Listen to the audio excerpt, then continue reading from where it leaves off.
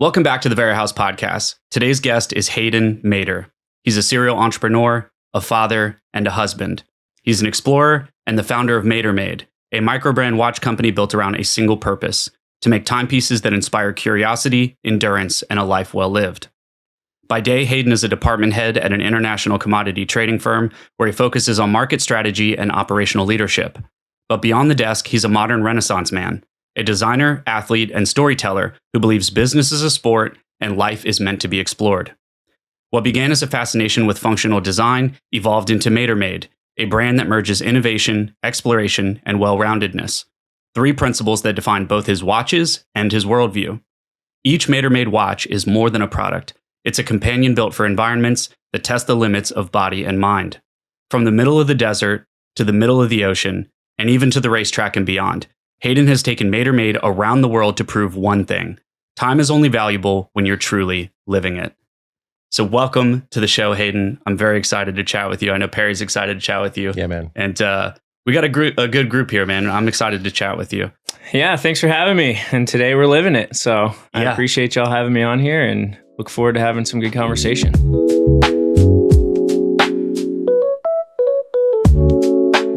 I've spent a bunch of time reading articles that you've written, watching videos that you and your team have put together.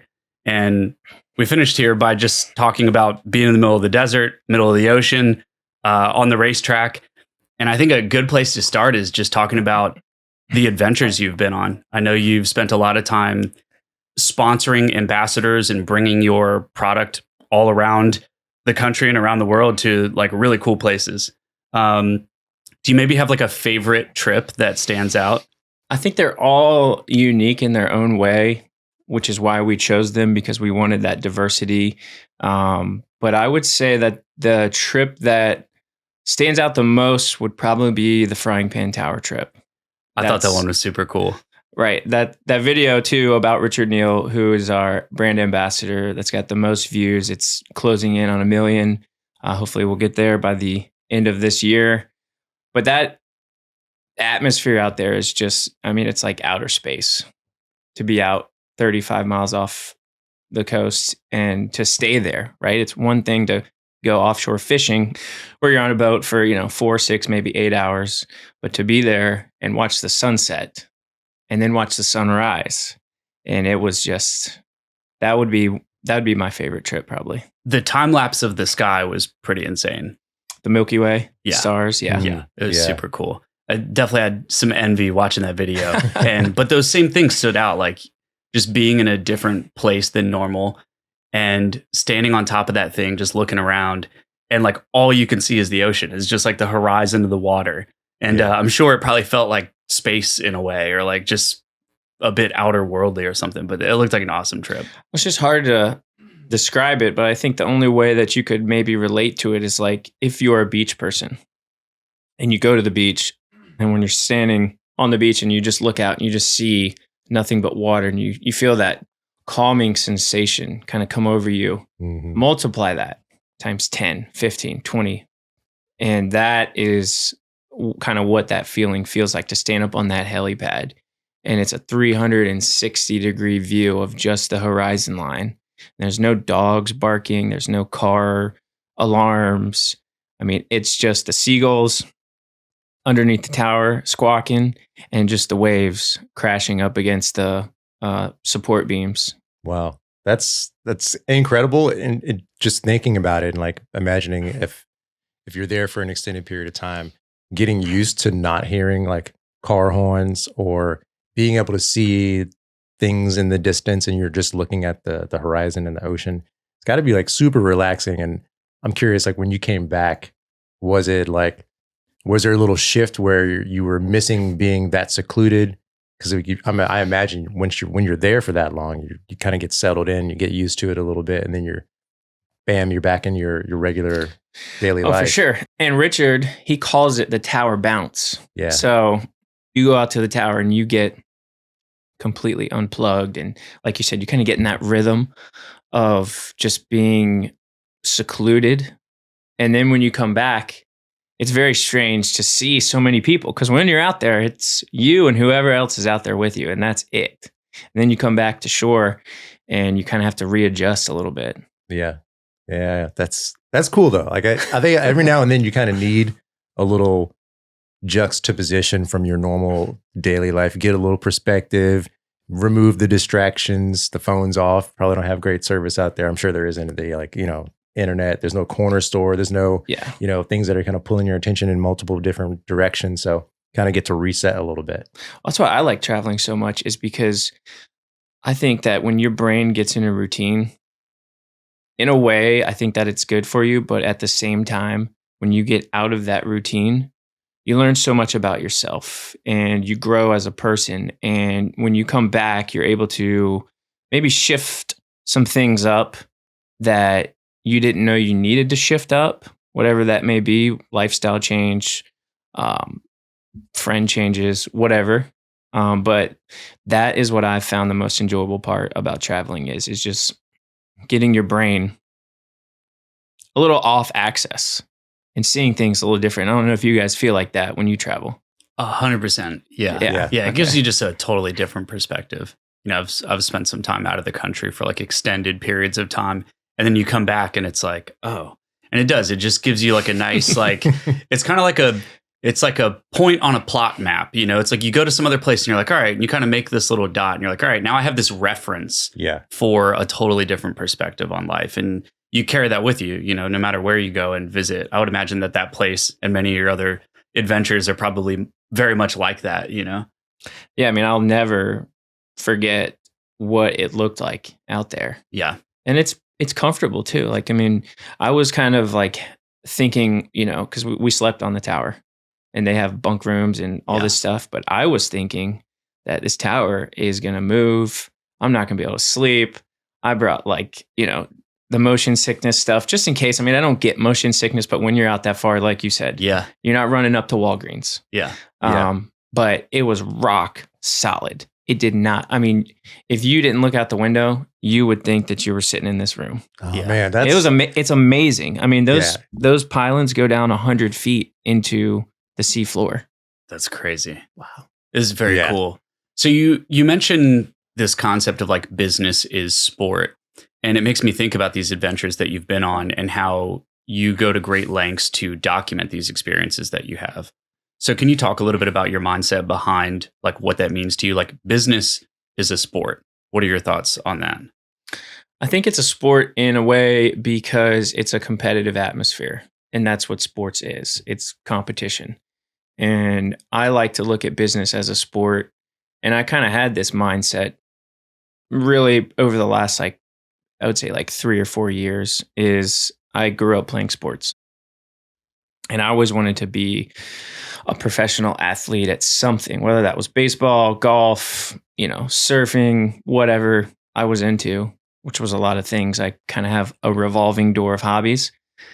But as I got through college and started in the workforce, I kind of realized being in sales and being an entrepreneur, that was my way of becoming a professional. And so I changed my mindset up from this is a job, I'm in sales, or I'm starting a business, to this is my sport.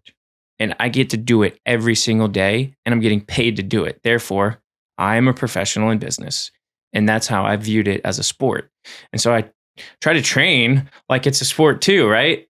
Mentally, physically, because you have to be prepared for the competition. Yeah. That's an interesting perspective on it. Like, I can see the parallels between something like sales in particular and let's say football, right? Like you do have to train, you have to practice, even if you're at the top of your game, you can still get surpassed by somebody if you're not constantly learning and changing and keeping up to date with trends and things like that. But then the other side of it is like the act of doing it is also like a muscle that you have to keep using. Because if you get into a rhythm and you got things that, things are good and you've got a path that you are like, you're good with, somebody can come out of nowhere with a different technique or a different approach that might catch you off guard. And then you have to start from square one. So you kind of have to always be scanning the area or the landscape for new trends and new ways of doing things. But keeping that muscle strong, like that applies to lots of different things. That's a really cool way to look at it. Oh yeah. And I do a lot of cold calling, or I did, to build up the book of business trading commodities. And, when you first start, it could be cold calling, it could be music, it could be a sport. But when you first start, you're not any good. Other people are better. But the more that you do it, the better that you get. And I think that, again, that's why I love looking at business as a sport, because I like growing as a person. I like building business. I find that very fun, looking at things and analyzing like, okay, why did this work? Why did this not work? How could I have done that better? And that's why I really liked marketing. And when I went to VCU and I got a degree in business marketing. And that's what I loved about marketing was we did these case studies where we would just look at a company and look at the problem or situation that they were in. We would we'd come up with our own, solution or route that they should take, or they would explain to us what the company did and we would analyze that. And that was just a lot of fun because it just kind of felt like a game in a way. Yeah. I feel like, some of the best business people are really just great marketers figuring out business, I'm curious to know, I read somewhere that I think like one of your first projects was called Curb Crew or something. Could you maybe just talk about when did you discover entrepreneurship and start to kind of build this mindset of like thinking of it almost as an athlete, thinking of it as a sport, and first kind of getting into creating something of your own for the first time? What was that like? Yeah, so actually, Curb Crew, I was watching a movie and I was probably 7 or 8. And the movie was called Extreme Days. It was like this movie about these guys that like snowboarded and rode motocross up and down California. And in that, one of them in like the opening scene, he was spray painting the numbers on the curb. And I was 8, 7, whatever age I was. And I thought, oh, wow, that looks like an easy thing to do. That'd be fun for me to go try. And so I made flyers and I printed them all off, and it was on blue paper. I'll never forget that. That's just the color paper we had. And we printed off, at least a couple dozen, maybe not hundreds, right? But I had my mom drive me around the neighborhood and I put them in mailboxes, pulled the flag up, put my blue flyer in there, and it was called Curb Crew. And it was, an attempt to make some money and provide a service and do something that maybe there wasn't a lot of competition on. I'm saying this now like I had these thoughts at 7, but yeah, this is just reviewing it. And I never got a call back. Nobody ever called me. It's the best lesson you can ever get, right? It's just like, doesn't work. And it's like, oh man. So what was the service? It was like so when you go to like a neighborhood and you see the curb and it has the house number painted on the street, like 3022. Yeah. And it's white background with black letters. Yeah. Right. Curb Crew. Yeah. And it was just me, but I just came up with Curb Crew. Curb Crew's a cool name. Oh. Like just simple, but if I was a boomer, I would have hired you. And I still to this day, I wonder who paints those. No idea. Is it the homeowner? Is it the HOA? Right. Is it like, is there a real business? Maybe that's going to be something I dabble back in. Yeah, maybe that's the side hustle is Curb Crew 2.0. Do you guys have any ideas? Like who prints those? Who paints those numbers? Yeah, no idea. Some other 7-year-old kid that that was your competition. Yeah, that's probably a good way to do it. Is like you in your neighborhood.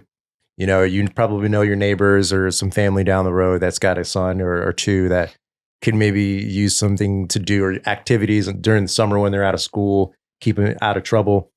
Curb Crew 2.0, I'll pay you $50 to spray paint 5 houses. And here's the stencil. Just do the numbers. Come back to me with the cash. Yeah, I would say that like as I review it, that was good exposure to rejection. Yeah. As a little kid, 7 or 8 years old, putting in the work, having, your mom or your dad drive you around and put in 50 flyers and not getting a single call back. I think that was a good experience because, right now, at 32, rejection is not even on my radar. It just flies right over my head. For better or for worse, I think it's for better when you're in sales and you're in that competitive business sport like we talked about, you're going to have rejection.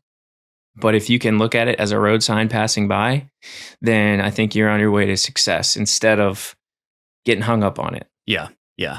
I have a background in sales and like cold calling as well. Oh, and, really? Yeah. And so, you know. Yeah. So I completely agree that you have to be comfortable with people just saying no, and you don't take it personal. It's like some will, some won't. So what? Next.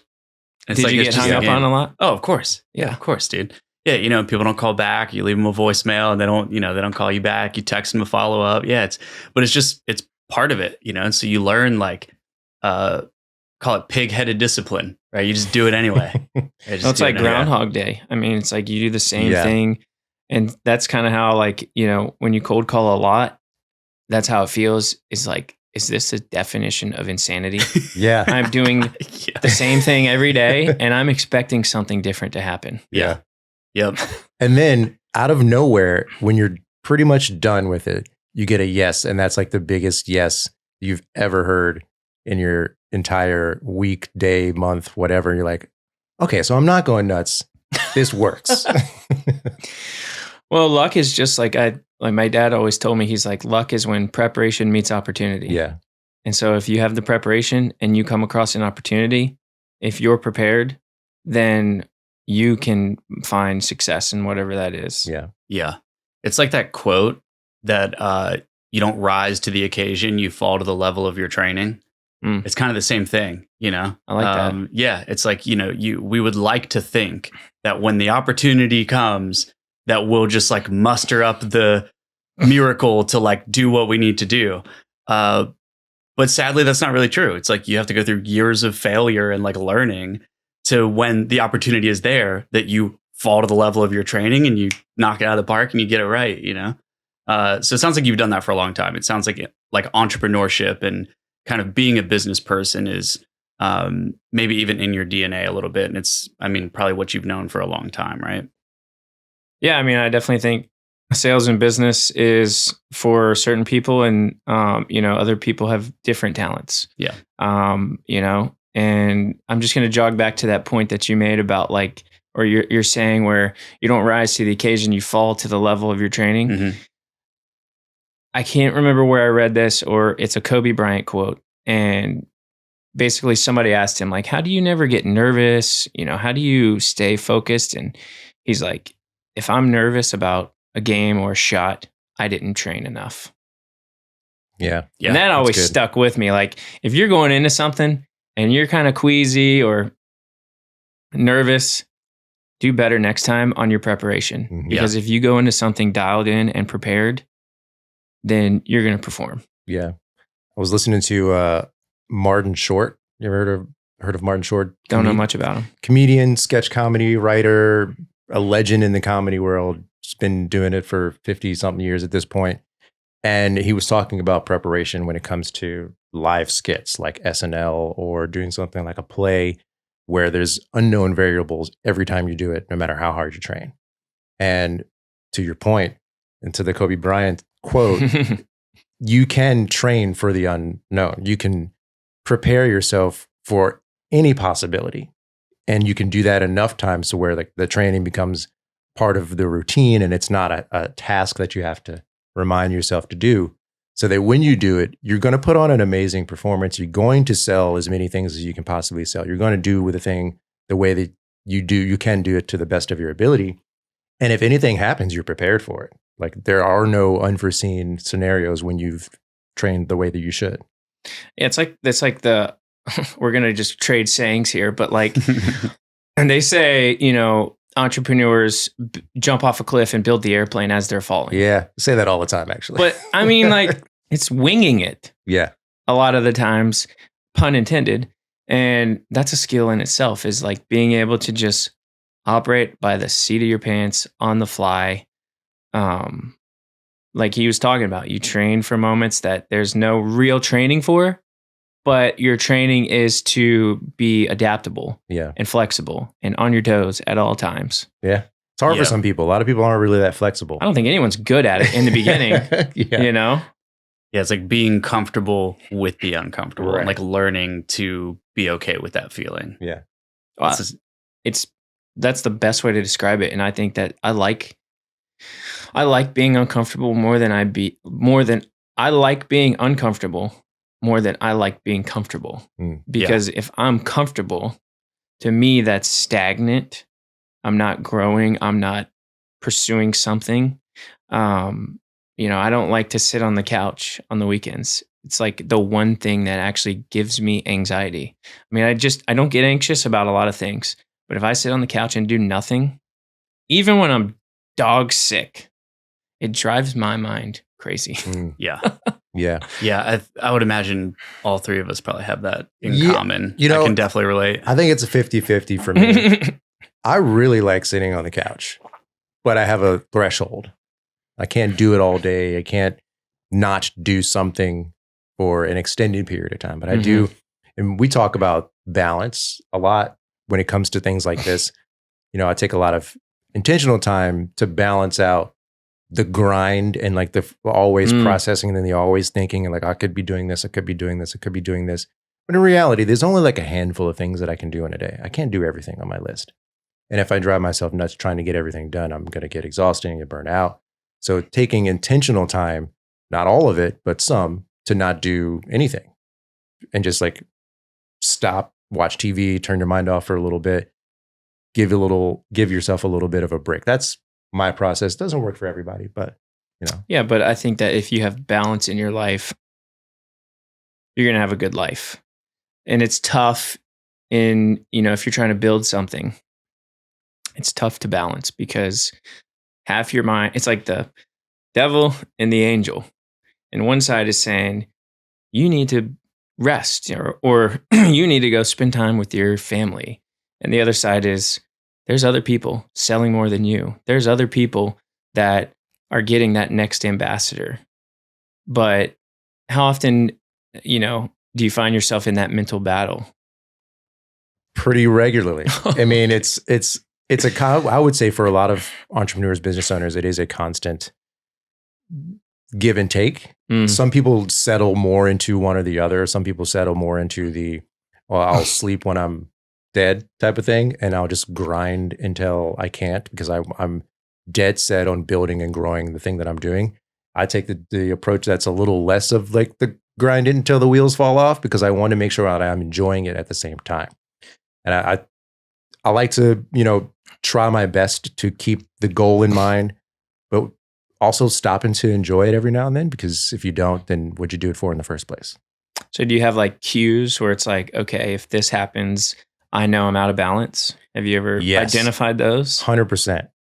Those things, they're not always obvious, so they can be very easy to miss. It's the subtle things when I recognize that it's pretty easy to solve a problem. I'm usually in a good place. Like I don't have any extraneous or over the top stressors that are keeping me from doing the things that I need to do. When I have a problem solving really simple issues, it's probably because I'm spent and I need to take a break. And you have to say, all right, well, I can't really do anything else. So I'm going to take take a day, half a day, whatever you need. Like day-to-day tasks, like where do you want to eat? If that takes you more than I can't figure out where to 5 eat. minutes. Yeah, I'm going to go home. Yeah, I'm going to take my life's out of balance. I can't figure out what burrito spot I'm going to. Yeah, where are we getting pizza from? I don't know. There's too many pizza spots. Yeah, my mind is fried, bro. Yeah, it's all about balance, I think. So you talked a lot about, business and the fun side of it. But no matter how productive we are, no matter how good we are, of course, we have moments of doubt and off days. How do you handle those types of days? Because obviously you're not the only one that relies on you. Like many other people rely on you as well. So it comes with pressure and all those things, right? So what do you do on off days and when maybe you have times where, call it self-doubt, call it, lack of motivation, whatever you want to call it. How do you approach those types of days? I certainly have them, but I've developed a couple, I guess, strategies to combat that. And this is no secret sauce. I'm not hiding this, but I have a scorecard that I fill out. And on that scorecard, there's a little box that said wins and losses. And this, I'm going to tie this in actually when I was a kid and my dad would pick me up from a baseball game. And we would go over grows and glows. So the grows were things that you obviously needed to work on or that you didn't do well. But the glows were things that you did well, you shined. And so just having that perspective of, okay, we can identify the losses, right? But let's identify the wins, because the wins are the most important thing. And in the beginning of building a business or, an athletic career, whatever it is, you got to focus on the small wins, because those lead to the big wins. And if you can break that goal down into little bite-sized chunks along the way, when you have that bad day, you can look and find the win for the day. And it might be something as stupid as like, okay, I got this customer on the phone that I've been chasing for 3 or 4 months. I didn't sell anything today, but that was my win. So that's one strategy that I have, where you focus on the wins and the losses, and you write it down. You have a scorecard, and you do that every day. And then over the time, you can keep track of them. I would say the other strategy to combat the off days is to just, I just flood my head with positivity. There's very little space for negativity in my head, and it's 100% done on purpose, whether that's listening to a motivational podcast or watching, someone like Michael Jordan. If you watch The Last Dance, if you watch that series and you don't want to run through a wall, are you human? Dude, I told you this. Yeah, you told you this.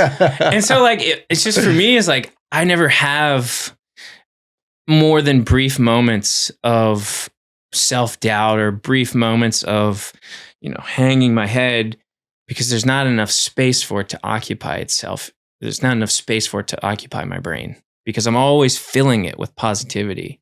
And that's my approach. That's what works for me. I don't know if that works for everyone, but those are kind of my 2 main things. Yeah. And also just like understanding that it's not going to kill you.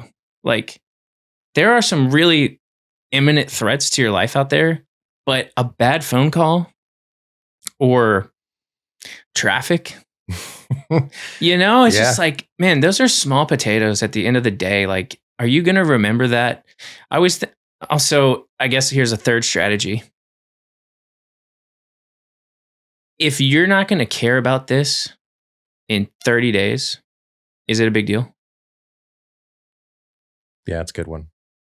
Yeah. Yeah, it's a good perspective. I would say no. Yeah, Probably exactly. not. Yeah. No. I like the list of the list of wins and what was it? The wins and losses. Wins and losses, and then when you were younger, it was grows and glow. Right. I like the lists, and I could probably adopt a little bit of that into my process for battling a little bit of the self-doubt. The small wins is something I definitely do as well. It's like noting the small wins. And something I've learned along the way is trying, you break the big goal into smaller chunks so you can achieve them easier, but understanding why that works also helps me. I like to dive into the topic and kind of break it down into its nuts and bolts, because that helps me make it make sense. So getting a small win is a dopamine boost. It's a small amount of dopamine, but it's a dopamine boost, and it triggers your reward center, which motivates you to achieve or strive to achieve another win. So getting a win makes it easier to get another win, and that compounds on itself, especially when the wins are really small. So you have 10 wins that amount to a large win at the end of a short period of time if you kind of go through that process. You just think about a snowball effect, right? Yeah. Pack a little snowball, you roll it, then you find a hill. And when you roll it down the hill, how much faster does it get bigger? I mean, you just look at any of the tycoons in sports or business, and it seems like, they always were the greatest. No. Right. Every single person that's extremely successful in business, or Michael Jordan, Kobe Bryant, whatever, they all had to start at some point. Yeah. Yeah, it fits into like adversity is the way. The obstacle is the way, right? The only way the only way there is through, right? When you think about the grows versus glows, it's essentially that same concept. So I know that you're a watch collector of sorts, right? Let's dive into watches, man. We had a little bit of a conversation before we started recording. I love watches. I have a handful of my own. But I love the like rubber strap look. Like I love the rubber strap look. And so the whole time we've been chatting, I've just been staring at your watch. Yeah, it's cool. So how did this journey of entrepreneurship lead you into watches? Like where did that come from? I've always worn a watch because I was always outside riding my dirt bike as a kid, 90s kid before cell phones. Yeah. And then, when I started surfing, same thing. You can't take your phone out in the ocean, but you need to know what time it is. So I always wore a watch, and it was just something that was just part of my outfit. And then, went to college and started trading commodities. And then I kind of had an epiphany moment. I had so many, but I think that the one epiphany moment was I had learned all of this. I had learned a lot about business. And like we talked about earlier, I went to school for marketing. So how do people come to the market? How do they showcase a product? And I was buying patio furniture one time, and I had this watch on, not this one. I had another micro brand watch on, and the lady, I was checking out, swiping my card, and she's like, "Wow, that's a really cool watch." And so I started to tell her about it. I was like, "Oh yeah, this is the movement. This is the Power Reserve. This company's based out of the UK." And like halfway through it, I just completely stopped talking, and I realized I'm promoting someone else's product. This lady likes my taste.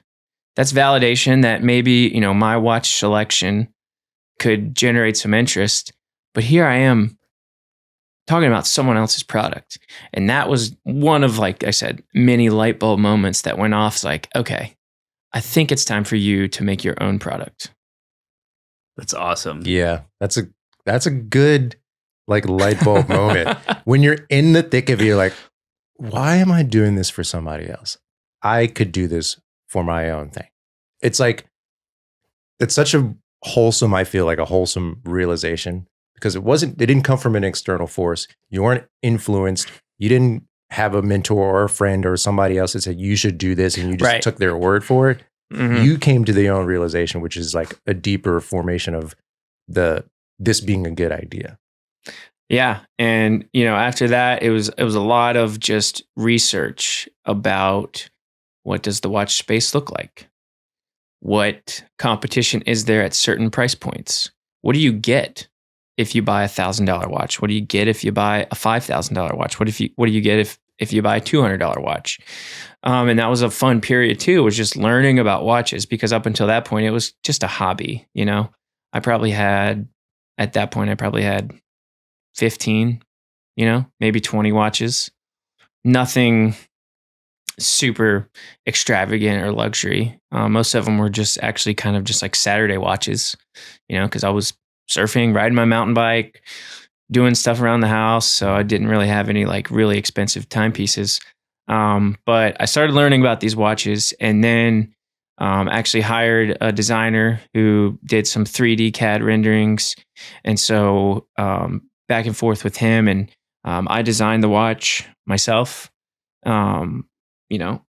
Every single dimension on this, I came up with. Every, detail. I sat down and, wrote a list of what do I want the crown to do or to look like. Do I want it to be smooth? Do I want it to be a guarded crown? Do I want it to be exposed? Things like that. And then after I got all the information, kind of compiled the whole thing, came up with a name for the watch, and picked out the movement. It was still probably a month or two before I really jumped off the cliff, because it was just, is this the right move? Is this the right time? Mm. But I mean, I lost sleep over it. I mean, it was keeping me up at night. And I have this one Instagram reel of Steve Harvey. And in the reel, he's like, man, do that thing that keeps you up at night. Do that thing that bothers you. And I'm like, this is bothering me. I'm going to do it. So I just pushed my poker chips in and bet on myself and just got that snowball packed and started rolling it down the hill. Dude, Yeah, that's you're awesome. getting me pumped. Can you hand me that watch? Yeah. That is awesome. So, okay. So it comes to life. You get the idea and you think, all right, I got to do this. When you started to come up with this idea, who was like the person you had in mind? You know, like who is Mater made for? This is a super nice watch. So I thought the easiest person to target or advertise would be someone similar to myself, right? Mm-hmm. So it's designed, and the whole brand kind of exists for the guy that has workwear hanging next to a 3-piece suit in his closet. Yeah, I like that. And that's me. And I'm not faking it. And I'm not talking a life that I don't live, because you can come to my house and I have Carhartt hanging next to a Joseph A. Banks suit in my closet. There you go. Yeah. Yeah. Oh, I love that. Very similar. And I'm just playing around with the crown on this watch. This is like a very nicely built watch. This is awesome, man. Thanks so much for bringing this in and chatting with us. So yeah, you're like a man of adventure, right? You also spend time at a desk and on the phone, also spend time in the real world. And like, I had so much fun, like watching the videos of these different adventures that you went on. So you're also very heavily into, or like fascinated by motorsport and speed and adventure. You mentioned Travis Pastrana as well before we started recording. So you mentioned, building it for someone like yourself. So if somebody, were to ask like, well, what's Hayden all about? Is it speed? Is it adventure? Is it class? I mean, I guess it's all these things, right? I mean, I think there's so much to unpack there. I think that I unintentionally, back to the product here, am kind of blurring the line between luxury and rugged. And I really just want the brand to exist to encourage people to go out and explore and make your life meaningful and chase your potential. I mean, max out your potential as a human. And, one of the things that just really, something else that just keeps me up at night is I don't want to get to the end of my life and have any sort of regrets. And it's not a regret like, I should have treated so-and-so differently. These are, I'm talking a bigger, broader picture here, is like, I don't want to get to the end of my life and not have tried everything cool that exists in the world. Because there's so much stuff out there, man. That's really cool. Yeah. There's so many cool people. And I think if you can get addicted to learning and get addicted to that exploration, then you're going to find some amazing people in this life, and you're going to find some amazing places. And so that's what we wanted to do, is we wanted to put our watches in cool or unique high octane environments, find people in those environments, in that arena, and tell their story. And hopefully their stories can inspire people to go do something out of your comfort zone, maximize your potential. The same thing that we've been talking about. And the watches, that's just the vehicle to promote that mentality. I've personally just found a lot of satisfaction in that mentality, and I just want to share it with people. Yeah. I mean, I can definitely resonate with it for sure. It's like I'm obsessed with learning. I'm just constantly like, go, go, go. There's more to do, like some people call it toxic positivity. And I'm like, I don't know about that, man. Like I don't even think it's toxic. Is it unrelatable or is it toxic? It could be unrelatable, because other people are like, must be nice, right? And it's like, well, you got to choose that. Like, you have to choose to to exist like that, Yeah. It doesn't happen the other way around, right? Like, and like anything else, like the bias or the bias toward being positive versus being, neutral or negative is a choice, but it's a choice that you have to make all the time, which then it becomes something that is not chore. It's just a part of who you are and part of what you do. And it's like, I try to see the positive or see the good in most, if not all situations, regardless of their inherent nature, because that's out of your control. Something isn't good or bad. It just happened. And you can choose to be upset or think it's bad or, feel bad about it, or you can choose to see the positive of it. And like it can be hard. And in most of the times it is, but that's why it's worth it. Because at the end of the day, you're like, that probably sucked a little bit, but I'm choosing to see the good parts about what really happened. It sounds like emotional resilience. Yes, that's exactly what it is. And you have to exercise that muscle to get it bigger and stronger. At first, it's a choice, but I think the stronger it gets, the easier it is to maintain. If that makes sense. Yeah. No, 100%. Definitely does. Yeah. So you have this experience where you're speaking to this woman, you're basically explaining a product that doesn't belong to you. Light bulb moment goes off, and this spark ignites for you to do your own thing. So you love watches, come up with the idea for a watch brand, and then what happens, right? You design it, and I mean, surely it didn't just go smooth sailing, right? Like, I mean, what was that journey like to coming up with the idea and then like turning it into something real and actually launching the brand? Birthing the brand. How do I say this appropriately? You ever have those moments where you just like can't breathe? It's like your muscles tense up like this.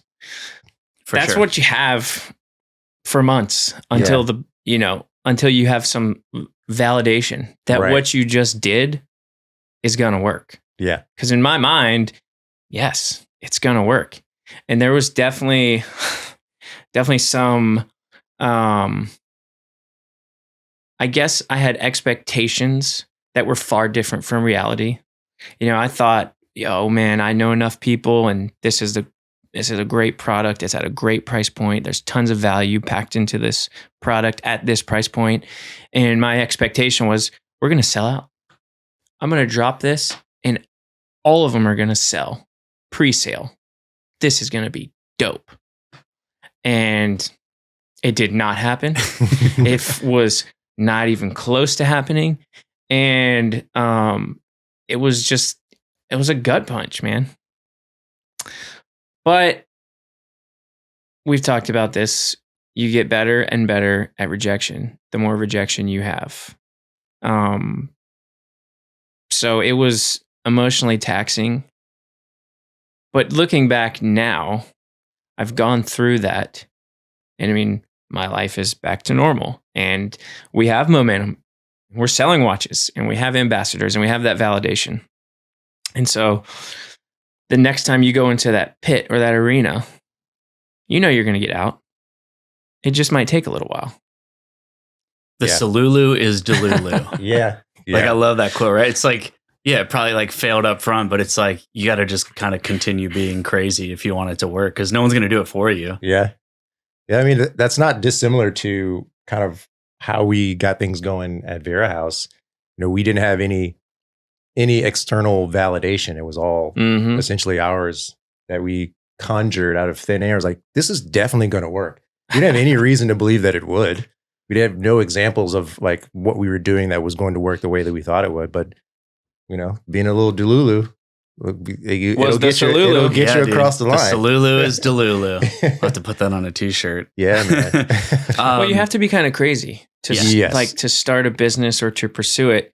I can't remember who said that, but that quote always stuck with me. It's like, if you're not thinking outside the box or if you're not pushing the envelope, then maybe that's not the right path for you to go try to start a business, because you have to be your own cheerleader day in and day out, like you were just talking about.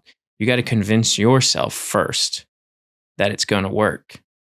And I think once you can do that, then you can convince other people, because they can see that confidence and they can feel that passion. And when they see or they feel that, people buy into that. I mean, people buy into people buy into stories. they don't always necessarily buy the product. I mean, you think about the most famous, brand ambassador deals. Name any one of them.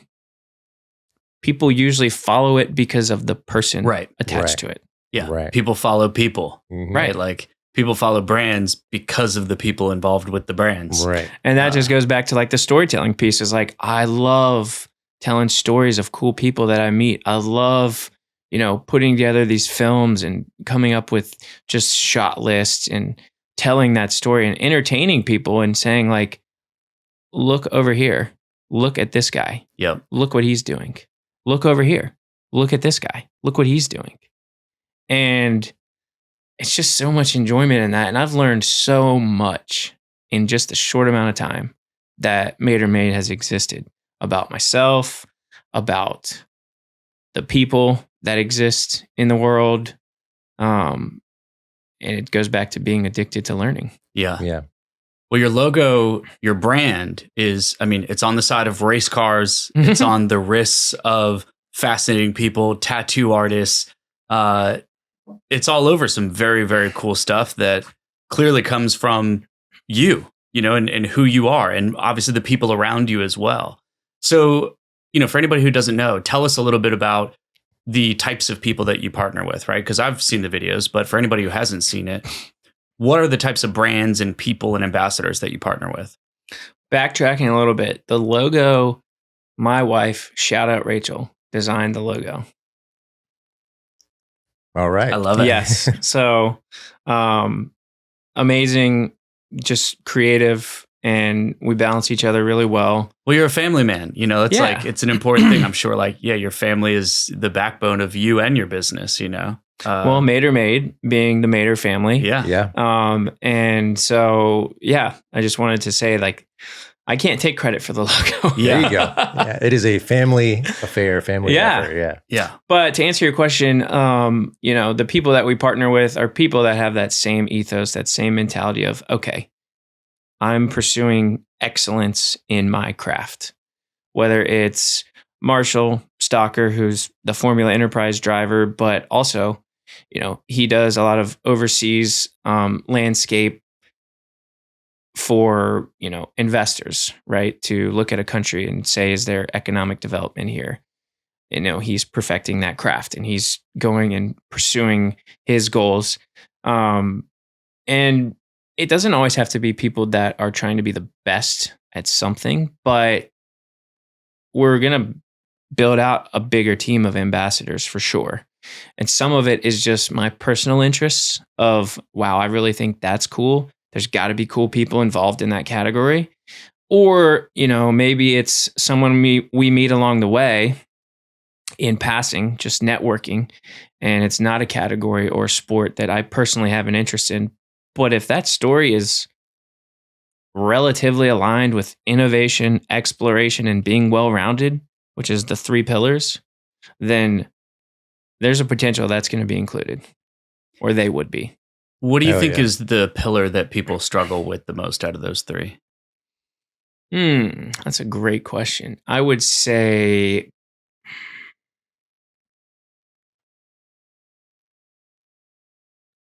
well-roundedness. Yeah. I think it's a blessing and a curse for me to have this revolving door of hobbies and interests, jack of all trades, master of none. And I struggled with that a lot, growing up, because I never went on to play baseball in college. That was kind of my main sport, was baseball. But I also rode my mountain bike. I rode, motorcycles, surfed, snowboard, all the board sports. But I never went pro in any of it. And it goes back to what we talked about, is like when I found business, I found that as my sport.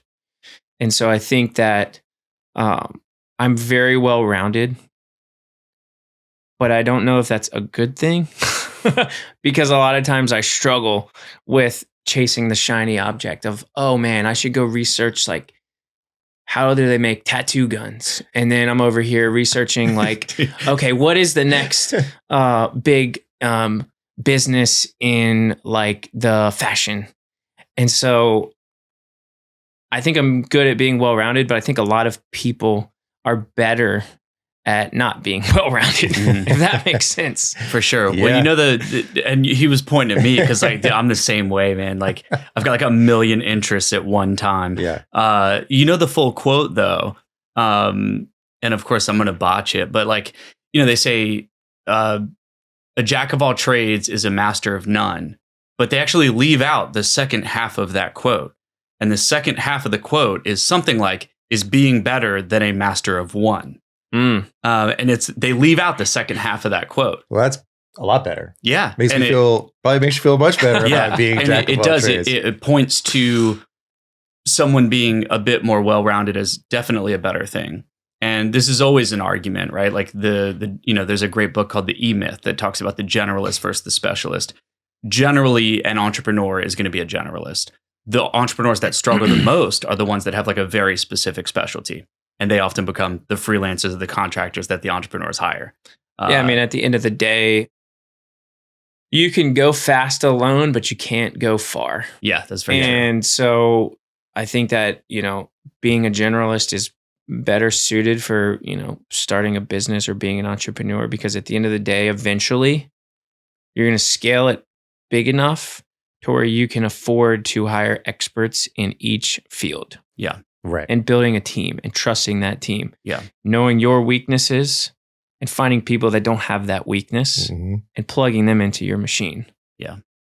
Yeah. Finding people better than you. Yeah. Yeah. I mean, being able to do a number of things, maybe not all of them as good as a master in any specific discipline, is a 100% necessity. Is if you're becoming an entrepreneur, if you're just starting your business, if you're still, you know, if you're growing and running the business, you have to do 10, 15, 12, 13 things all at the same time and relatively well, because it is just you and maybe a small team to begin with until you can get to that place where you hire that expert. Well, even just understanding, you know, like if you're going to go, so kind of jumping around here, but, you know, trading commodities, one of my customers who he's since retired, I asked him, I said, what advice would you give to a young entrepreneur or a young guy looking to start a business, because he had started his business? And he said, so many times I see people going into business in a category that they don't know enough about. And so I think what he was kind of referencing is what we're talking about here is you don't have to be an expert at, you know, accounts receivable. You don't have to be a lawyer. You don't have to be an expert at X, Y, and Z, but you should have a basic understanding of that. And so that when you can communicate with that team of experts, you can put it all together. Yeah. You know enough to be able to communicate about it. Yeah. I have this saying I love to use as like when I cold call people, I, you know, tell them I've been here for 8 years, blah, blah, blah. And my little one-liner that I always throw in there is like, I know enough to be dangerous. I'm not an expert yet, but I know enough to be dangerous. That's good. Yeah. That's a good one. That's good. Can't be giving away all your secrets though, man. These are just, I mean, we all have like a list of one-liners, I'm sure that. Oh, for sure. Yeah. You know, like, you know, happy Friday. How you doing? Good. I can't be mad on a Friday, can I? You know, stuff like that. Yeah. Yeah, we have a lot of things we repeat on the show, or, you know, you have phrases that you start to learn that you just say all the time. And it's like, oh, I never realized I just say that. 7, 6, 7. Yeah, exactly. Yeah. You just say stuff like all the time. And it's like, oh, I didn't realize I said that 4 times a day. Yeah. Yeah. It's only until we watch the episodes back. It's like, man, we say that one thing all the time now. Yeah. We gotta update the Rolodex. Update the Rolodex. Maybe think of Rolex. Oh, here we go. So, I mean, I guess speaking of luxury, right? Do you have an opinion on luxury watches or just luxury in general? Like, do you have a philosophy around luxury? Like, you know, is that something that you attained to achieve as like some sort of luxury status with your brand, or was it maybe a different approach? What is your kind of philosophy around that? I think I have a more appreciation for luxury after starting my own brand. And I think that a lot of people maybe don't quite understand, and I'll give you an example, a very crystal clear example. Don't understand why certain products cost what they do, like let's say in the watch space. Because in the micro brand space, almost all of us do not manufacture our movements. So the movement in an automatic watch, which, there's different kinds and different complications, but the movement is generally made by a few people, right? We have a Miyota 9015. So the company's called Miyota. They make the movement. And very early on in this design process, I thought to myself, I want to make my own movement. I want to be vertically integrated. I don't want to buy someone else's movement. And I did a lot of research. I did a lot of talking and asking questions. And if you're going to make your own movement, I mean, this is not by any means, the Bible guideline, but you're going to spend about $1 million to do the R&D, the testing, the patents, all that stuff. And so having said that, and now you guys know the price tag, essentially, again, of making your own watch movement. You look at Tudor or Rolex, or you look at these other, well-established brands, and they manufactured their own movement. But you have in the back of your mind, well, there's a reason why that watch costs what it costs. And I think I have a more appreciation for luxury on that level. Mm-hmm. But yeah, we still want to be seen as a luxury brand. And in my opinion, we are, because I did a lot of, communicating with other micro brand owners that I know. I ran through the specs of our watch, how many joules it's got, the beat frequency, power reserve, all these things. And then, they said, cool, you get like a, $900 watch. And I was like, no, we're going to retail for $625. And they're like, whoa, that's a lot of value in that price point. And maybe it's just because, I come from trading commodities where it's usually focused on the volume. And so that's kind of my approach in the watch game here is I really want that brand awareness to spike. And so I'm trying to come out with a bang and deliver also just a good value for the customer. But yeah, that's kind of my appreciation to your question about luxury. I can tell you care about it a lot. And, as somebody, I have some very nice watches, and, like feeling the watch and using the crown and changing the time on it, like feels very similar to like a very expensive watch. And that's why I can say like, yeah, it's awesome. And it's exciting to see like what you've done. I'm sure you've learned a lot from it. It's cool to see somebody create a product that's like not easy to create, right? Like the average person is not somebody who wants to like start a brand and make money is maybe selling t-shirts or something, right? Like they're not thinking, oh, let me go manufacture a watch. And for the record, I'm not making these in my kitchen. Right. No, this is all professionally, of course, private label manufacturing, all professionally outsourced, full scale production runs. Because, a couple of my friends, when I kind of told them about the idea, they're like, how'd you even learn how to make a watch? Right. And I'm like, I don't know how to make one. I don't have the CNC machines. Right. I don't have the, Yeah. Well, it comes back to the generalist thing, right? And even when you talked about the movement piece, it reminds me of even something like Formula One, right? You see like a Formula One team, like not all of them design their own engines, right? They build the car, right? They build the car and then they buy an engine and put the engine in the car. Mm-hmm. And it just kind of reminded me of that. And so, it's a good parallel. Yeah. It's starting a company to sell a product like a watch, something I would have never thought as like a realm, a possibility or industry to get into. So, when we came across the brand, we came across you, learned that you were a founder, learned that this is your company. The story was already fascinating because I don't know anyone that makes watches. I don't know anyone that runs a watch company. So this is like a very cool conversation I have with you and to learn about the ins and outs of you and the business and what goes into bringing a product like this to life, because we all have really good ideas most of the time, or we think we have good ideas. Getting your idea from your head onto a piece of paper or onto a document and then into the real world is an incredible journey. So it's really cool to hear. Yeah. And I think, as we're talking here, maybe another reason why I chose watches was, like we talked about earlier, I'm always watching business development podcast or my favorite entrepreneur, I do these research projects where I'll pick a person and I'll watch or listen to every single piece of content that person is involved in. And I can't remember exactly who said this, but they said, you want to know how to make an impact? Serve the most people. And they said, look at LeBron James. Okay. How many people does he serve every time he's on the TV? And he makes an impact. And so I kind of looked at a watch and I thought, okay, watches are applicable or relatable because almost anyone can wear one. And so I think that was just another little check mark of this is a valid idea. Yeah. Yeah. I think to an entrepreneur, I mean, to anybody, obviously, but especially someone like yourself, it's easy to underestimate the value of time. And like, I'm aware of how cliche that sounds. No pun intended. Right. But like, it is like so true, you know, and especially for someone who, like you mentioned, like the shiny object syndrome, right? And like, I'm somehow discovering as an adult that I have ADHD and like, you know, perception of time is like warped actually.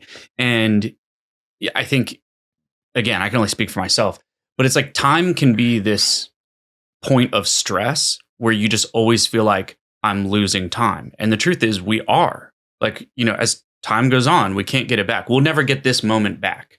Right. And so I think people have so many other obligations and priorities and things going on in their life that it's easy to just overlook time because it's evergreen and it's like it always exists. So we just overlook it and we don't really think about it. And if you think about gratitude practices and meditation, it's all focused on like just being in the moment and like sensing and feeling and just living inside of the time that you have in that moment. And a watch is a great way to remind you of that. You know, it's like you're just always aware of time. And sure, that could stress you out a little bit, but it's also a great thing too. Well, I got a couple of things about the whole idea of time. And time is a currency that we spend with no idea how much we have left. Yeah. I mean, you know, I always like have this saying where it's like life is like yogurt. It has an expiration date. The problem is it's not printed. You don't know what your expiration date is. Yeah. And so it's just maximizing the time that you do have and cherishing every single moment and trying to pull out the good, kind of the things that we talked about earlier. But to your point about, you know, time goes by quickly. Something else that I researched was, why does time feel like it's going faster as I get older? Have you guys ever felt that way?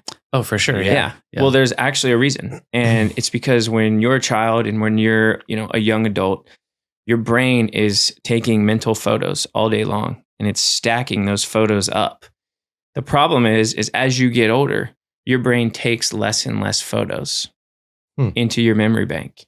And so there's this illusion that time goes faster as you get older. That's one part. The second part is you're in such a routine as an adult that's the enemy of appreciating your life is a routine. And this is just my opinion. But when you get stuck in that routine, I mean, I've had weeks that have been routine and they fly by. Mm-hmm. And you're like, how is it already Friday? It's because you do the same thing every day. Yeah. And there's nothing to differentiate the days. There's nothing to turn your brain off access, like we talked about earlier, traveling. Mm-hmm.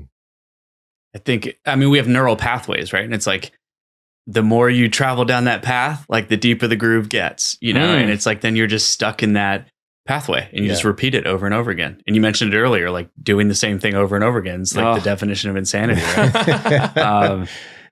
So what's been the hardest part of, because we're in the like digital first world, right? So everybody that thinks about starting a company is thinking about like, let's launch a software product or let's do this or digital that or Bitcoin or like whatever, right? But you have a real physical product that means something that you're putting on people's wrists as far across the world as you can. What's been like the hardest part of that? I mean, there's certainly challenges. I don't know if there's one that like necessarily really sticks out. I mean, I guess the main challenge would be, getting traction. So just And like, like, is it marketing? Is it getting in touch with the right people? Like you've gotten a hold of some pretty cool people and done some pretty cool stuff. Like, I've been really blessed to come across people that have bought into the vision. To scale the marketing and to grow the social media page, it's not cheap. Yeah. As you guys know. I mean, paying ambassadors, like I said, I've been very blessed to have people that have essentially basically said, you know what? We believe in what you're doing. You don't need to pay us, Obviously, we give them free product. Sure. We give them free content. But that's definitely a challenge looking forward is, I'm a bulldog in a boardroom. I will call anyone. I am not afraid of conversation. But when you pursue certain people, there's levels to this game that all the young guys always talk about, right? There's levels to this, but you got to have some pockets to get some of these people that can move the needle, right? Yeah. I mean, if you've got 1, 2, 3, 4 million followers, those people aren't going to buy into your little cute story and say, oh yeah, let's help you get there. So I'd say that would be a challenge is I know where to go. I don't have a problem going there. I just don't have those resources yet. Yeah. It's almost like getting in the room before you're qualified. Yeah. Yeah. Fake it till you make it. That door closes, you stick that foot out like, hang on. Yep. Can I get a sec? Yeah. You got an extra seat? Yeah. Yeah. No, I love that. So tell us about one of these trips that maybe there's a crazy moment that stand out, right? Like you've flown in a private jet, you've taken a boat 30 miles to the middle of the ocean. Like, was there ever like a, oh shit moment or like where something didn't go as planned or where it was like, I've got two. Okay, please. Okay. I've got two. The first one is back to the Frying Pan Tower. Okay. You're 32 miles offshore. And when you're that far in a boat is one thing. And we went out there with Mark Labachetta, who is a local diver in Wilmington. And he knows Richard and he's familiar with those waters. And so I thought, well, we're going to go on the tower and interview Richard. I'm like, but I'm not going to go that far and not, snorkel. I call it snorkel. Yeah. They were spearfishing. I can't hold my breath that long. But when you get in the water that far away from land, you feel like a fish out of water because that is not your natural habitat. And, I put the mask on and I'm kind of just bobbing and, 4-foot seas are just gonna, you kind of float over them. And then when you put your face in the water and it looks like the most insane fish tank that you can ever think of because it's the Gulf Stream out there. So it's very clear. It's very warm. And I mean, I'm getting goosebumps right now, but I saw 35, maybe 50 4-foot barracuda all within 15, 20 yards of me. And then you lift your head up and you're like, oh, back to the real world. And you put it back down and, oh man, there's those barracudas again. And just floating out there like that, man, in the middle of the ocean. I mean, I had a wetsuit on, so I was a little buoyant, but I'm just floating like a dead seal. And I'm just taking it all in. And I'm watching these guys dive and, go try to shoot African pompano and hogfish and all these other things. And that was just a really surreal moment. And then probably like the last 5 or 10 minutes, I was, just staring at the ocean floor. It's about 30 feet deep there. And I see this, I mean, it's got to be at least 7-8 foot nurse shark. Man, very strange set of emotions. Seeing multiple sharks like that, and you're not looking at them in an aquarium with a glass between you. Yeah. Dude, if they want to come up here, they're going to come up here, and I can't get away. Yeah. So that would be the one, that's the first one that I thought of where it was just kind of like that, like, man, I'll remember this for the rest of my life moment. And the second one was when we went out to El Mirage. And it is in the middle of nowhere, Southern California. It's about, I'd say maybe 45 minutes to an hour north of LA, out in the desert. And I had a friend of mine that was already it's a dry lake bed where they do land speed racing, and they've done it for a long time. It's a very historical venue. I say venue, a very historical GPS coordinate. Yeah. And so I said, dude, I can't really get like accurate directions. Can you just drop me a pin? And so he just drops me a pin. And the way that it was set up was the true entrance where the ranger station is on this side of the dry lake bed, which is miles long. Well, his location where they had set up the pits for Aaron Brown and his team of drivers was at the other end. And so we kind of came in the back way. And when I say you're in the middle of nowhere, I mean, dude, you don't see houses for 25, 30 minutes. And you're in the middle of the desert and you can see the mountain range and off in the distance. And we're going down this paved road, and all of a sudden, it's like out of a movie. You crest over the horizon. It's like real faint heat waves, and the pavement stops. And I'm like, huh. I'm like looking around. I'm like, we're nowhere near a dry lake bed. So I'm like, okay. The positive side of my brain is like, yeah, it's probably just like, you can't see it. It's probably just like over that next dirt hill. No. Pavement ends, and my wife Rachel's with me, and the pavement ends, and the GPS is still navigating us, but these are not roads. These are legitimate like UTV trails with giant potholes and off-access camber corners. And we're in this rental car just bouncing along and just praying and hoping that we're going somewhere that is safe, because out there's all these abandoned weed farms that have been completely just torched. And there's trailers, and I mean, it looks like a scene out of Breaking Bad. And there's stray dogs, and there's big old 4x8 sheets of plywood that people have like spray painted like street names or like compound names on. And I was trying to keep my wife so calm. It's okay. It's probably just over this next hill. It's all good. Yeah. No. I think we're in the right place. And she's almost in tears. I mean, she probably was in tears, but I was just focused on white knuckle driving down these ridiculous paths. And there was a point where we passed a truck full of people that did not look like they were up to any good. Yeah. And Rachel, I could just see her just holding onto that door handle like, no, this door is not going to ever open. And we eventually get there. But that ride in, and by the way, it was almost at sunset. So we didn't really have a lot of time to come up with a different plan or turn around. Heaven forbid we got a flat tire. What if we bent the rim? What if we broke down? Yeah. But these are the adventures that I'm telling you, when you're uncomfortable, no good story comes from things going right. Yeah. And so while it was at the expense of my wife's mental peace, Totally worth it. I got an incredible story. I watched the video of the time that you spent out there, and it was pretty cool. It's definitely cool. And I was like very fascinated by that guy's truck, of how they like the whole setup in the back of that truck where the cars just pull on top of the whole thing. Like pretty sweet. Yeah, I mean, they're professionals, right? Aaron Brown has dozens of land speed records. He built the garage shop, and he has a fantastic team. And every single guy on that team has bought into the same vision that he has, which is we want to build top-notch quality race cars.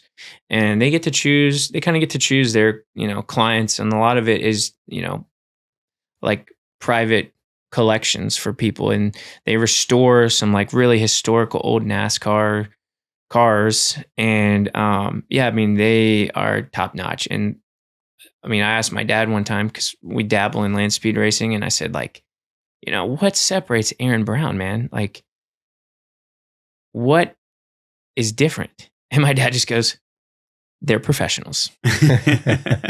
And they are. Yeah. I mean, their setup is top notch. They are so dialed, man. And like, just, there's no other way to put it. They're dialed. Yeah. No, I totally agree. It's incredible. Yeah. I'm just looking at some of the cars that they have out on the raceway out there. and just some pictures of Aaron Brown and his team. And this is right up my alley. I think we both like cars. But Yeah. I know you're an F1 guy. I like anything with a motor in it, especially stuff like this, which is like kind of on the edge of what cars are capable of. Mm-hmm. Right? Like this is the cool stuff. Yeah, I mean, he goes 230 miles an hour, or maybe I think he's rebroken the record multiple times for his C Street class, the Roadster class. But I mean, you're going 230, 240 miles an hour on dirt. Yeah, that's crazy.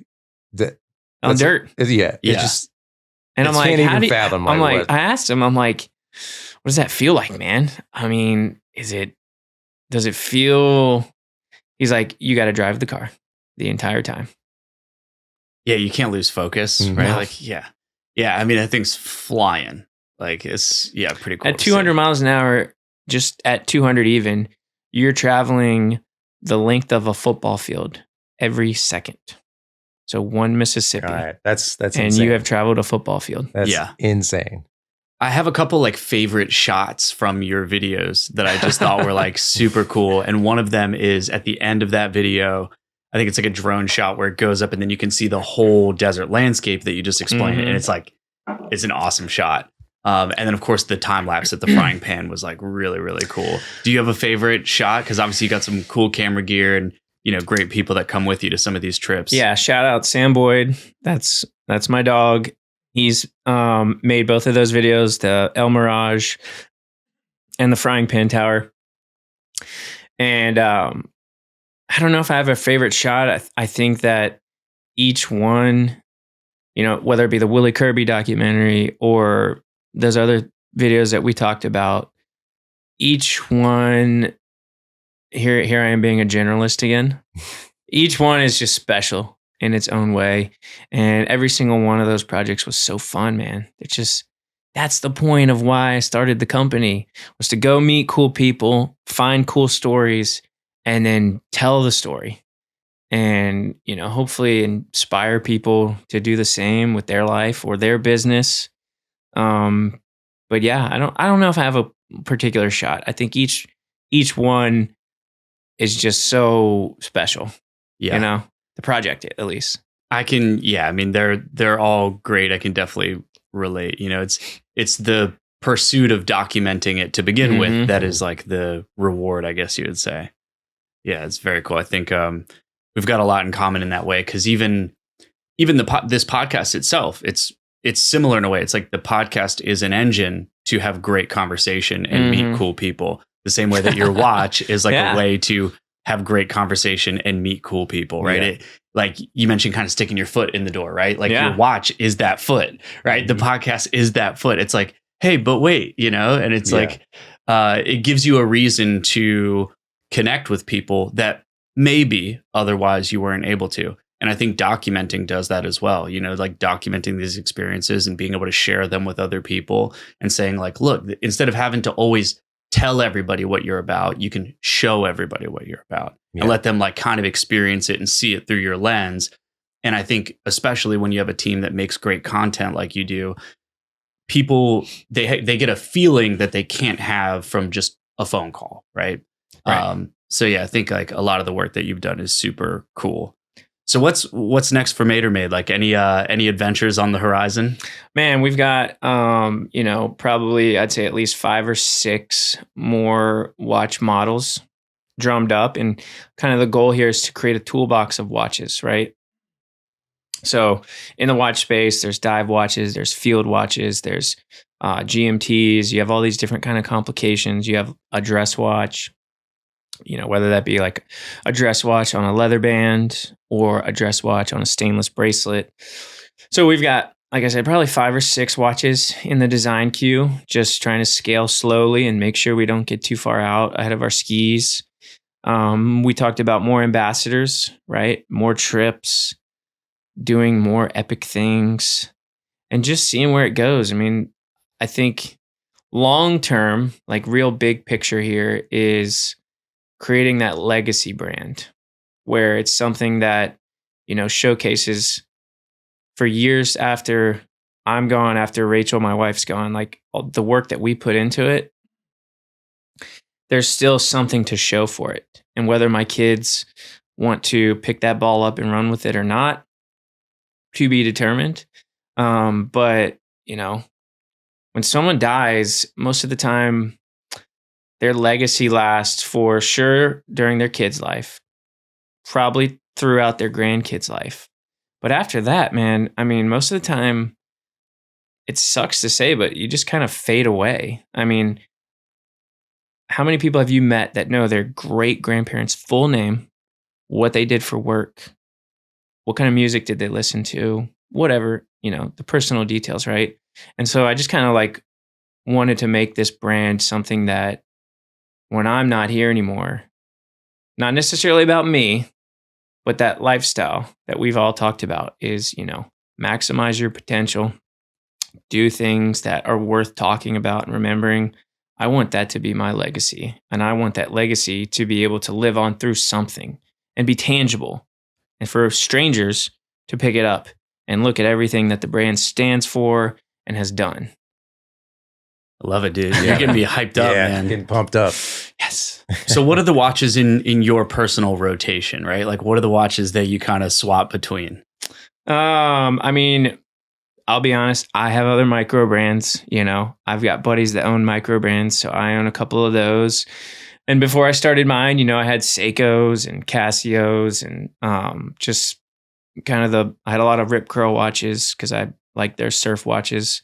But I typically kind of stick to the same one. This is like my go-to, and this is the Dawn on the classic white. Yeah, I love the white And then face. I've got the orange FKM rubber strap. And it's kind of like that blend of just like athleisure, sort of. You could dress it up, you could dress it down. It's comfortable. And this one in particular, every time I do something for the brand, this is the one that I wear. So I kind of have like a special highlight reel going on with this one. Yeah. So that's why I wore that watch today. Yeah. Nice. It's a good looking watch, man. I love like the clean, like white face of a watch. Like it just has that.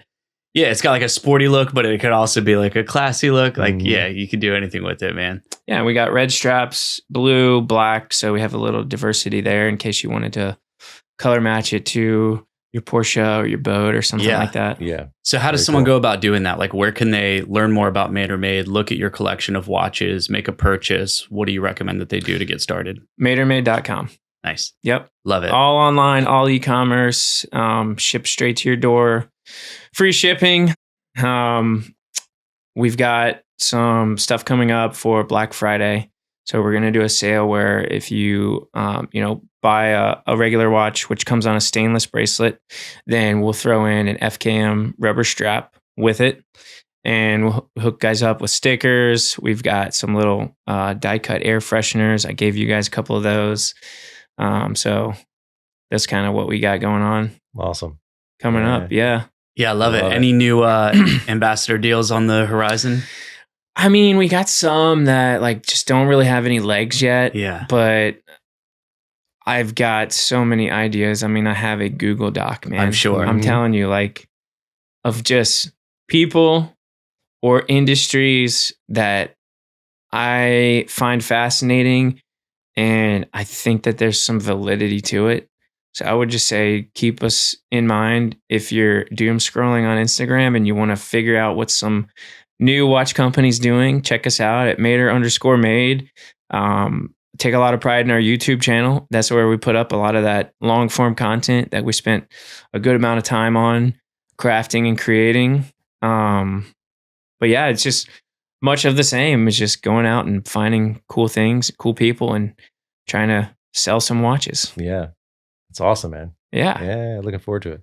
And if you could give one message to any creative or entrepreneur that's listening to this that maybe is trying to do their own thing, trying to build their own brand and make it, but they're feeling stuck, like what would be the advice that you would give to them? Be a good self-motivator. Be a good self-cheerleader. Be patient, which is hard to do. And it's very hard for me. But you're not going to build your giant business in 2 years. It's going to take decades. And the last thing that I would say, I think, is the most important, which is fall in love with the process, not the result. Because if you fall in love with the result, you'll keep chasing the result. 100%. And you won't ever be satisfied. I mean, one of my, again, taking it back to trading commodities, one of my customers who's on the verge of retiring, I call him T-Money.